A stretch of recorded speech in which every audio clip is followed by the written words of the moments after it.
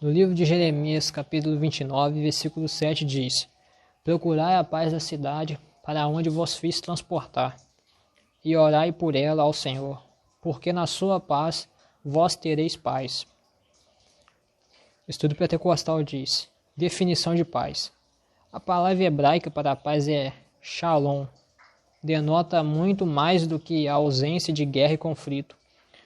O significado básico de shalom é harmonia, plenitude, firmeza, bem-estar e êxito em todas as áreas da vida. Pode-se referir-se à tranquilidade nos relacionamentos internacionais, tais como a paz entre as nações em guerra. 1 Samuel capítulo 7, versículo 14, 1 Reis capítulo 4, versículo 24.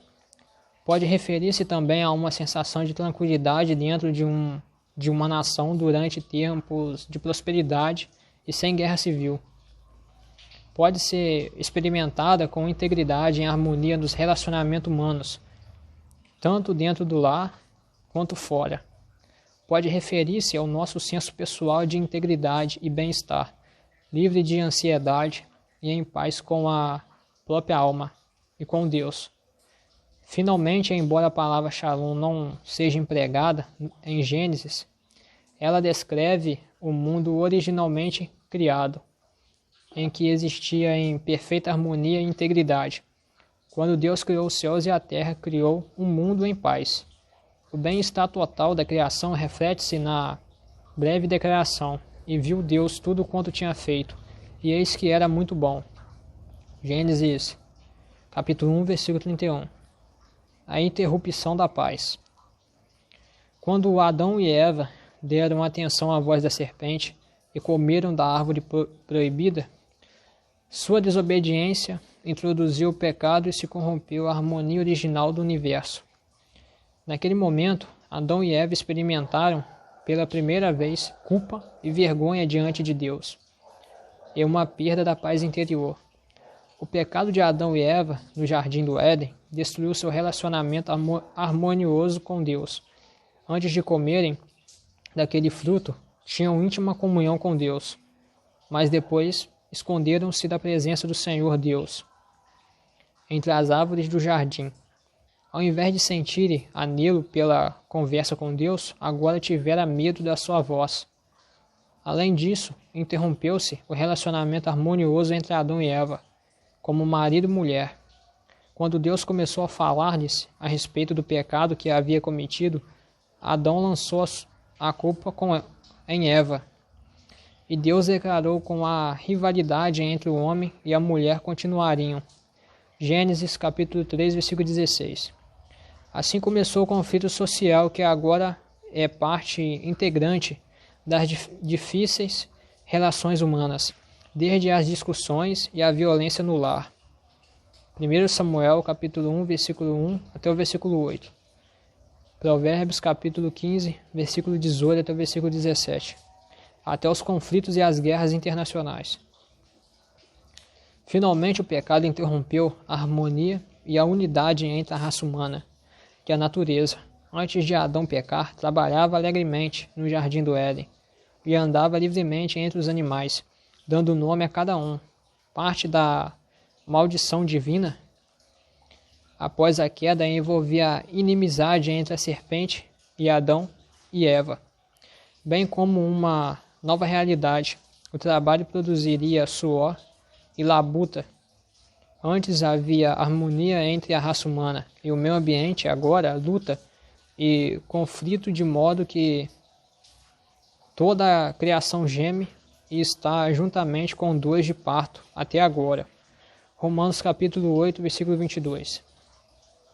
A restauração da paz.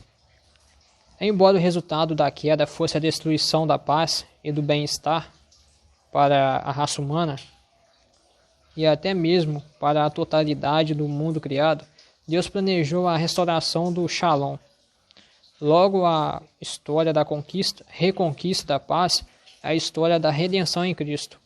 Tendo em vista que Satanás deu início à destruição da paz no mundo, o restabelecimento da paz deve envolver a destruição de Satanás e do seu poder. Por isso, muitas das promessas do Antigo Testamento a respeito da vinda do Messias eram promessas da vitória e paz vindouras. Davi profetizou que o Filho de Deus governaria as nações. Salmo capítulo 2, versículo 8. Apocalipse capítulo 2, versículo 26. Isaías vaticinou que o Messias reinaria como príncipe da paz. Isaías capítulo 9, versículo 6.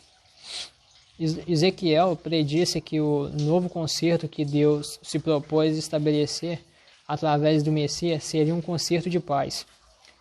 E Miqueias, ao profetizar o nascimento em Belém do rei vindouro, declarou: "E este será a nossa paz."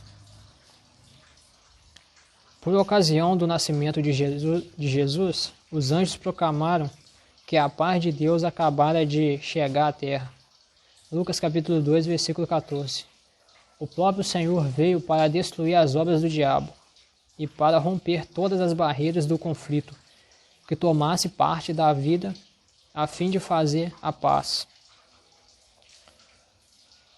Jesus deu aos discípulos a sua paz como herança perpétua antes de ir à cruz. Mediante a sua morte e ressurreição, Jesus desarmou os principados e potestades hostis e assim possibilitou a paz. Isaías capítulo 53, versículo 4. Por isso, quando se crê em Cristo Jesus, se é justificado mediante a fé e se tem a paz com Deus. Romanos capítulo 5, versículo 1. A mensagem que os cristãos proclamam são as boas novas da paz. Atos capítulo 10, versículo 36. Isaías capítulo 52, versículo 7.